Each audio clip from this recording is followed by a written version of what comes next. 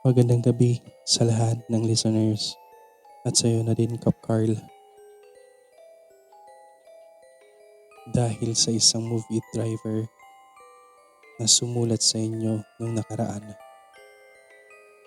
napagdesisyonan ko na din na mag-share sa inyo ng ilang karanasan ko habang nasa biyahe ako.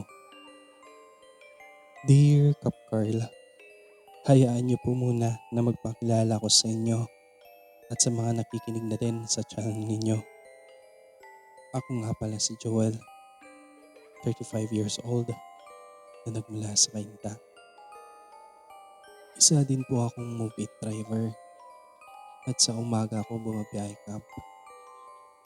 Pero dahil sa udyok din ng kaibigan kong si Justine na movie driver din, mas okay daw bumiyahe sa gabi. Kaya napagdesisyonan ko na din na bumiyahe ng gabi. June 20, 2025. Balik up Carl. Pagbandang 10 p.m.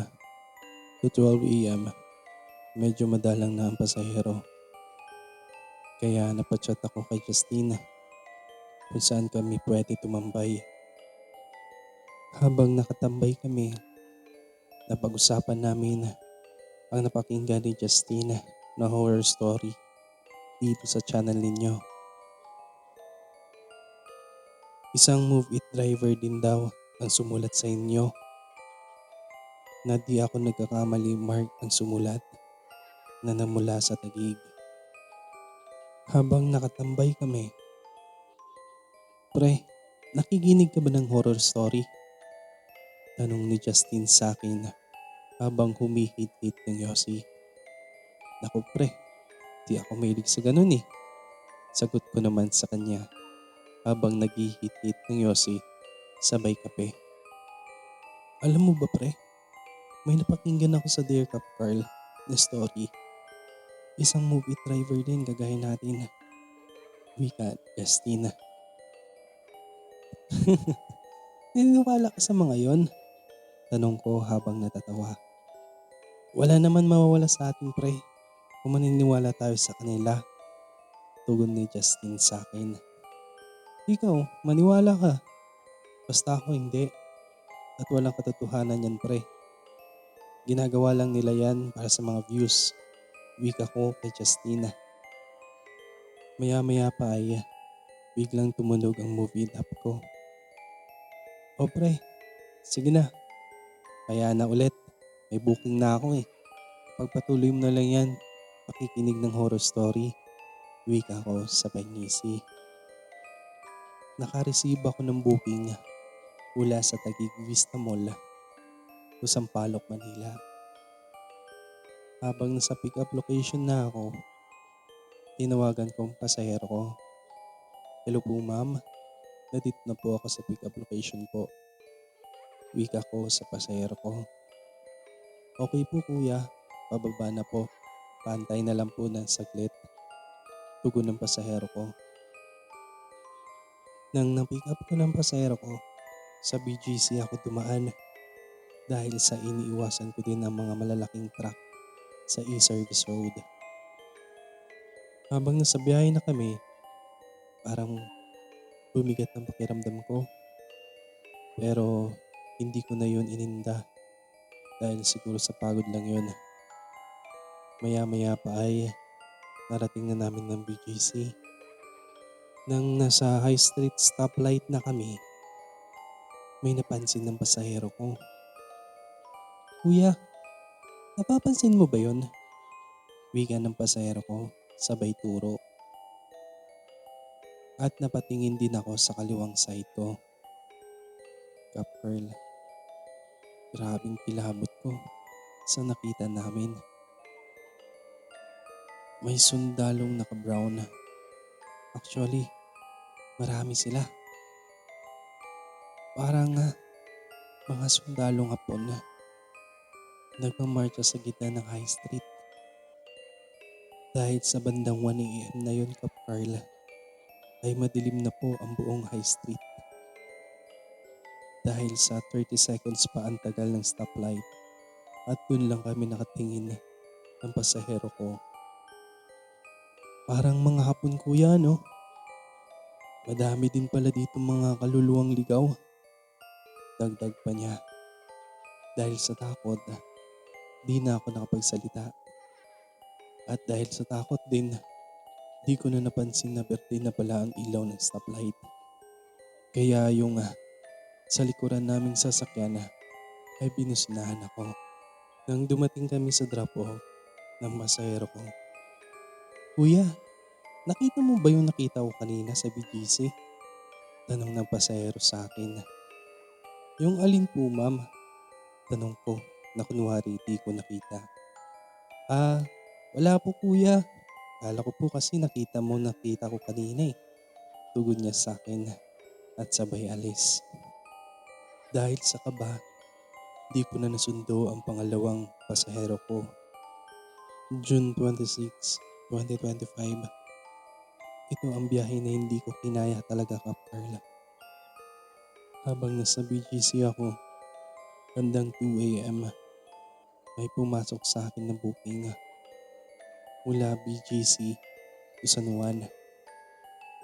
Habang patungo ako sa pick-up location ay napadaan ako ulit sa High Street at bigla ko na naman nakita ang mga sundalong Hapon sa stoplight na kung saan nakita at tinuro ng pasahero ko. Sa pagkakataon na yun Kap Carl, malinaw na sa mga mata ko kung anong suot nila at kung anong hawak nila. Ang iba Kap, may hawak na lumang baril at yung iba naman Kap Carl, may hawak na bugot ng ulo. Habang yung iba, may mga bata silang bitbit na wala ng buhay. Nang na-pick up ko na yung pasahero ko, doon pa din ako dumaan. At sa pagkakataon na yun, berde yung ilaw ng stoplight. Kaya tuloy-tuloy ang drive ko. Pero napatingin pa din ako sa kaliwang side ko.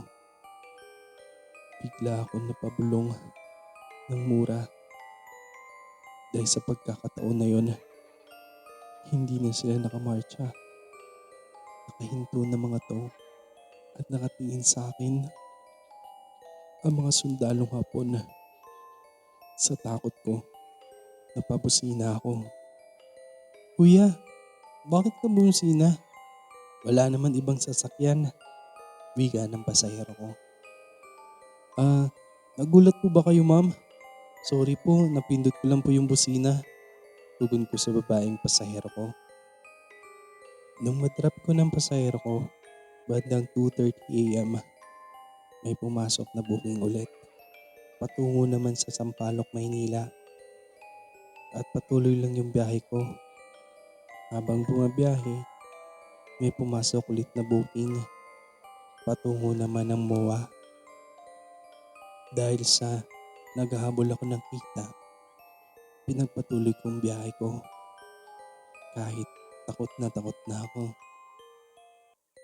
Habang nasa Rizal Park na kami ng pasahero ko papuntang MOA, bandang Gumborza Monument kami.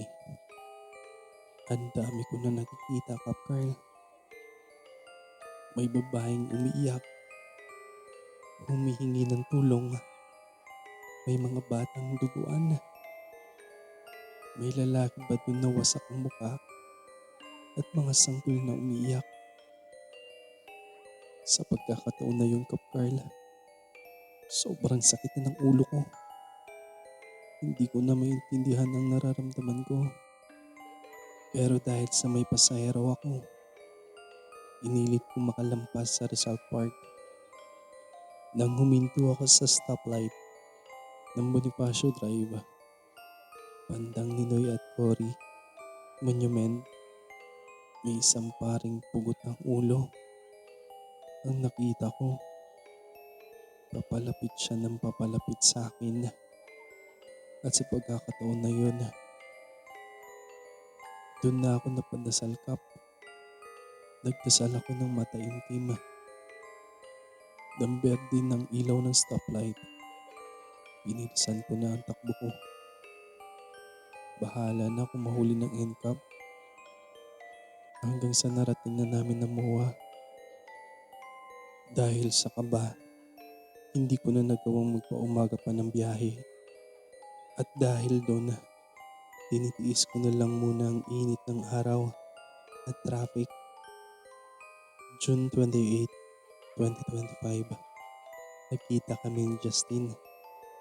Pre, bakit umaga ka na bumabiyahe? Tanong niya sa akin. Di ko kayang antok magabi pre. Pagsinungaling ko sa kanya. Kaya ngayon Kap Carl, dahil sa mahilig naman makinig yun sa channel ninyo. Ngayon, alam niya na ang dahilan ko kung bakit ayaw ko na bumiyahe sa gabi. Ulit, ako po si Joel mula sa Kainta. At ito, ang horror experience ko.